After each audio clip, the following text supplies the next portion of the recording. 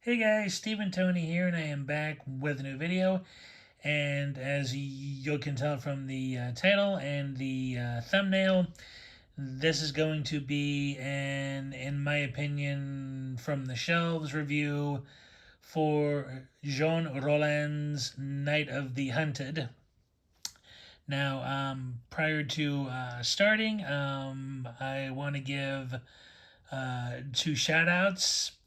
One to Cult Cinema 83 Ties, and one to Enready Brian for being the inspirations for this video, because it was through them that I was encouraged to finally check this film out. Um, I didn't know too much going into the film, so it was a big surprise and very fascinating, very disturbing at one point. Also sad in places. So yes. Okay, now before I really get into the crux of things here, I do want to mention that this is going to include spoilers, because I really do feel that you can't do this film complete justice, like without going into the particulars in detail. So if you haven't had a chance to see the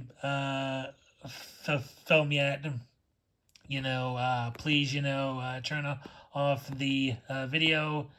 Um, Go and see it anyway, like you can. Come back and then check it out. So you have been warned. There will be spoilers here, so yeah. Anyway, for a quick synopsis, basically, this guy is driving down the road one evening, and he comes across a woman running from the other direction in her nightgown, screaming for help. And he picks her up to help her. Tries to find out what he can, but she seems to be going through retro great amnesia, because she's having trouble recalling the events that have just happened. So he takes her to his apartment. He finds out um, uh, her name is Elizabeth, and she has just escaped from somewhere with a friend named Veronique, but they lost each other at some point in the woods or something, rather. So he has to leave her at his house for whatever job related reason. And all of a sudden, this, two people come in claiming to be a doctor and his assistant, and they take her to this place where all of these other people seem to have similar issues as herself, and having trouble like remembering. Now, this is my first Jean Rollin experience, I should point out. I was given advice from others to seek out films like Fascination, or his like other vampire films or something or other to start with, uh, but for whatever reason, I felt drawn to the title, especially of this. So I checked it out first, and I'm not sorry I did because it is a very fascinating and well made film, but the subject matter itself is dark because in reality, Jean Rollin was doing an allegory to the effects of dementia on people. Like that's really what this thing is. Why everybody is all of a sudden not being able to recall even what had occurred like only a minute ago. It's basically an aggressive form of dementia, and he made this, I believe, in the 80s. According to the he did. He made it in 1980 when things like Alzheimer's and dementia were only really just being found out about, and studied. Like there was controversy about if anyone and everyone could get it. So yeah. So the subject matter to this, is dark. Some of the patients being locked away. Some of them have it really bad to the point that they can be violent. There's one young lady who is Elizabeth's roommate, Catherine. She's very fragile, and some of her frustration really comes through, and you feel for her as well. And she ends up doing something really horrible to herself early on, but when you find out what's actually happening to everyone, you're still saddened by it, but in a way there's also a kind of ending for her in a way, and not suffering as much anymore. I don't know, I'm sorry, not suffering anymore. Through it, it gets technical, with this illness, and that also goes somewhat into eco horror, even though it's like a sci-fi thriller. There's a hint of a eco horror in there because the disease comes about through this leak in a factory or a plant of some sort, and basically radiation or some sort of chemical leaks out, and it just and it just affected everybody who was in that immediate area. And again, just how these, souls are, and not being able to recall anything, even from 30 seconds previously. It's just it shows what Alzheimer's and dementia can do and and yeah. Now, while this whole subject matter is dark, Rollin really doesn't show it in a dark, depressing way. He actually kind of shows it uh, kind of coldly, and not in a cynical or uncaring way. Just a matter of fact way. This is what's happening. Here's why it's happening. What's causing it all, and then the viewer kind of has to go for his or her own judgment, when what's going on, how to feel about it all, because not only is he uh, giving an allegory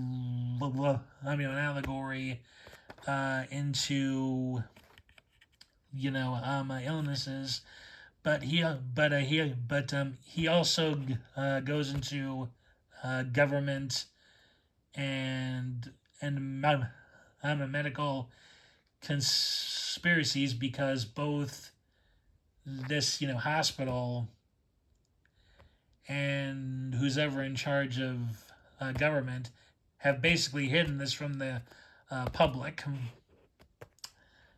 and their reason obviously is fear of massive panic, and all sorts of stuff, and people not understand standing, even in basic terms, what's happening. And it's Rollin mainly playing with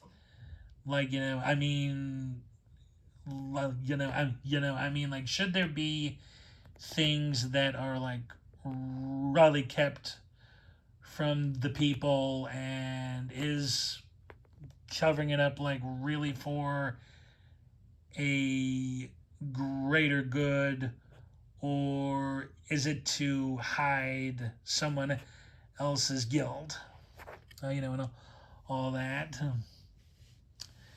So yeah, I could go more into all that, but I think I would end up in a rabbit hole that goes far beyond on the film.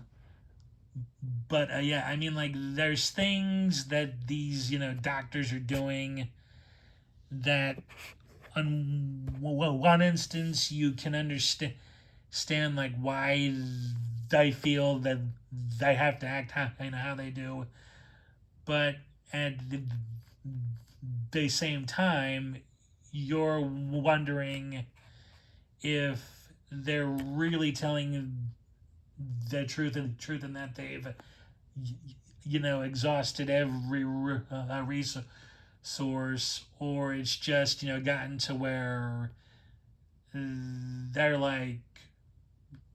screw it, we can't do anything for this group now, maybe through what we have, we can find something if it ever and it happens again, thus Rollin also going into morality, and when people go too far in their positions, and is there a point to where it does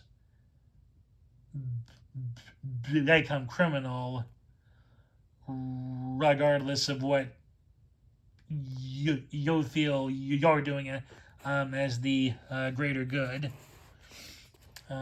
So yeah, it does ask a lot of questions, but it also does in a very subtle way, and it's also a very surreal film, but not the way audiences were probably used to Rollin's use of it. because it's an urban setting, so so there's this kind of like overwhelmingness, I guess, towards you know city life and how things got lost, you know, in, in the modern day as well as in metropolises in general. So it is surreal, but for a very different uh, reason. And yeah, now I'm not too familiar with most of the cast, but I do want to talk about the star of the film, Brigitte Lahaye. When she starred in this film for Rollin, she'd, I think, only been in one previous film of his, Fascination, but when she had started working with him, she had already been a big and popular um, adult film actress. Now, like some of you, like can't use porn, but I like to say she was an adult film actress because there's a kind of difference to me that I won't go into here. But yeah, when he casted her in both of these, I think some people were uncertain of his choice. I mean, she's used to bearing all on camera. Making love to her her varied co-stars. While she be believable in a part that like requires acting. And I have to tell you, for an early, at bat role to where to where kind of all pretty much centers around her. She blows it out of the water here. Like I mean, like she's excellent in this. And and Roland was right on every account to cast her in the part because there is sort of a naivety to the Elizabeth character, and not to say that that's how LaHaye was herself in real life, but given that, like, she's been given this very important, role, she hasn't done too much acting, as of yet. As of yet, she's still new to the art form, and given that this is a character whose brain is literally just fading away into nothing. Her sort of look of like uncertainty of what she should be doing, like how she should answer questions, how to explain things, like to someone, like all that comes off as very real, and and this all comes out from LaHaye still getting her feet wet in this new, and what for her, clearly was, a new medium, not that she couldn't act already, but this for her was something totally new, totally different, and all of that just comes out beautifully in the character.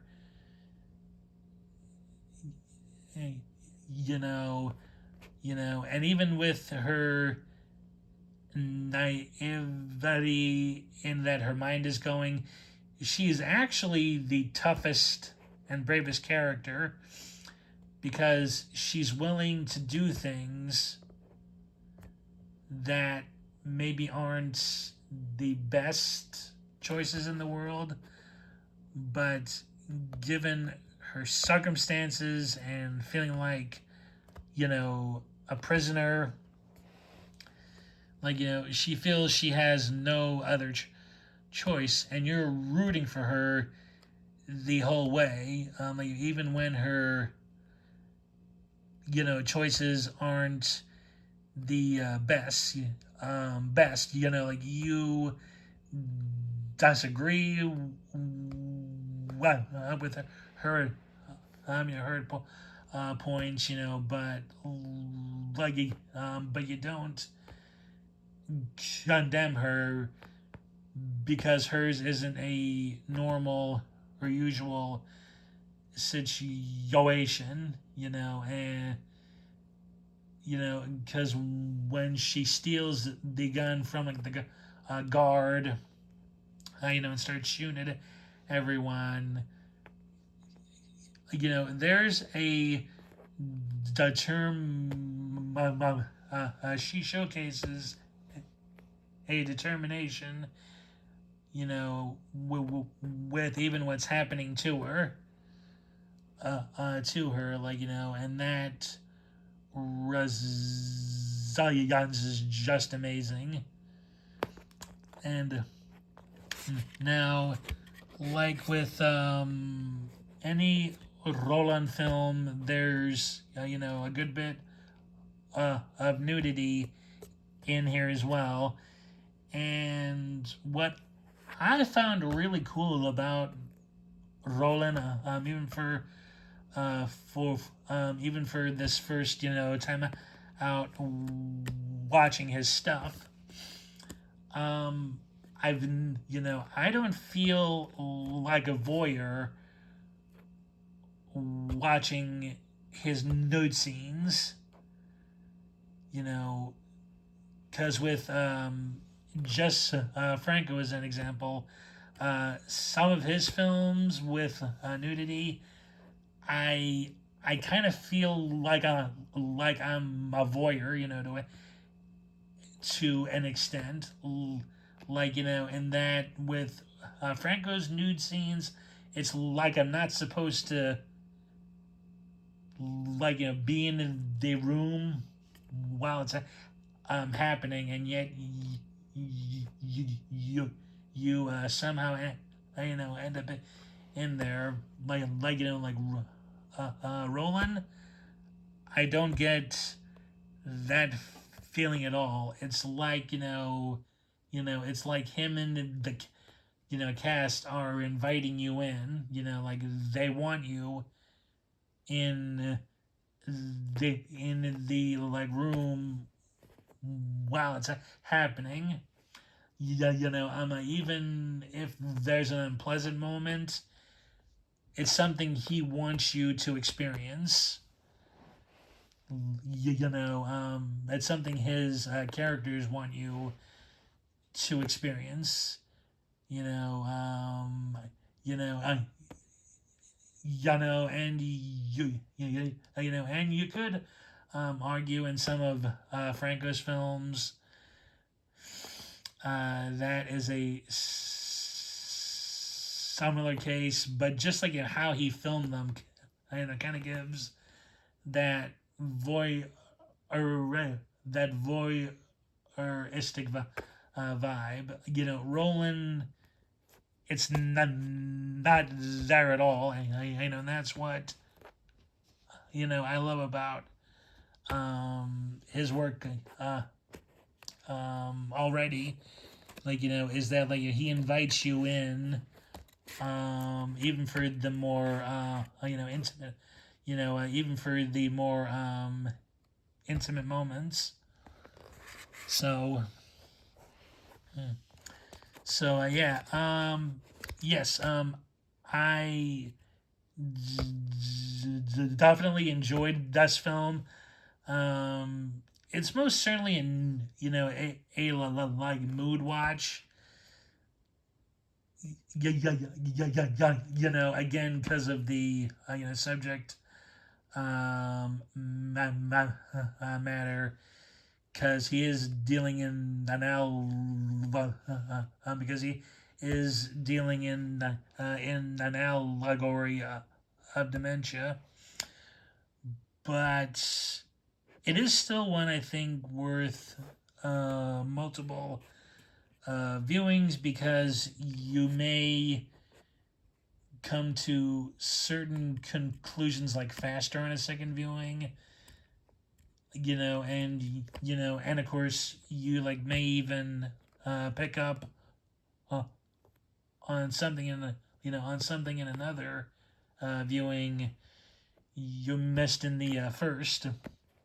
Like, I mean, there's probably not as much subtle subtext as as I'm thinking there is, but like, due to the surrealness of the whole thing, because it's like, I mean, like, how, like, have people not known that others have gone missing? Like, I mean, I know it's the like, 80s, and Big Brother, still isn't around as of yet, but I mean, just everyone being completely unaware kind of just seems a little unrealistic, when that's where the uh, surrealness mainly comes in from. Yeah, yeah. And of course also the urban setting, the like the industrial aspects as well. Yeah, yeah, it's a very fascinating piece. You know, I'm still going through the special features, but I do highly recommend the film.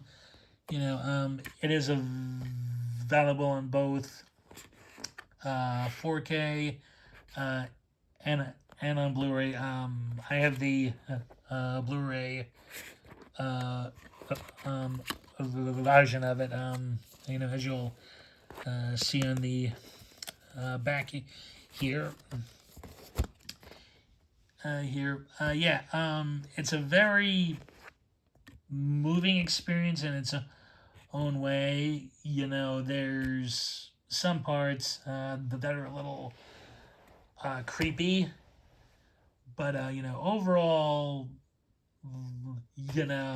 it's just a very atmospheric film. Like, it just oozes it, and also the the surrealism of everything going on. Like, it is just perfect. Like, in terms of atmosphere. There's so yeah. This is from Indicator Powerhouse Films. Y'all can either buy it directly from their website, or through any retailer that you'll use. So yeah, yeah. And that'll do it for this video. Yes, definitely check out Thijs and Brian's channels. I'll leave links to them below. Yes, I do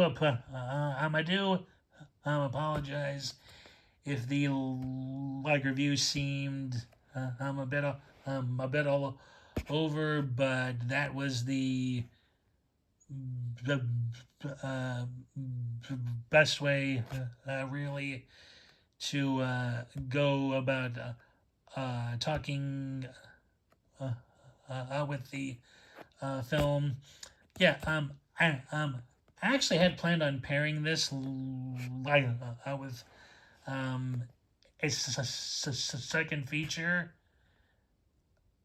initially, but I realized there was just too much goodness to shorten it up, and that it earned its own video. So yeah, please leave a like if you can. It does help the channel out.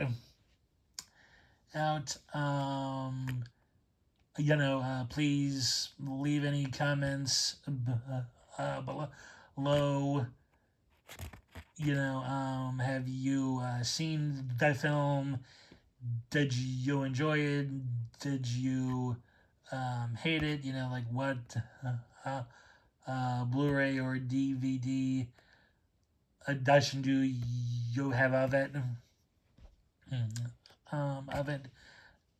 Yeah. If you caught similar themes as well, if you caught something different, yeah, please leave those comments. And if you haven't done so already and would like to, please subscribe to the channel and hit the bell. And hit the bell notification for content just like this. And again, thank you for watching. I hope you enjoyed, and I'll see you all in the next one. Take care, everybody. Bye.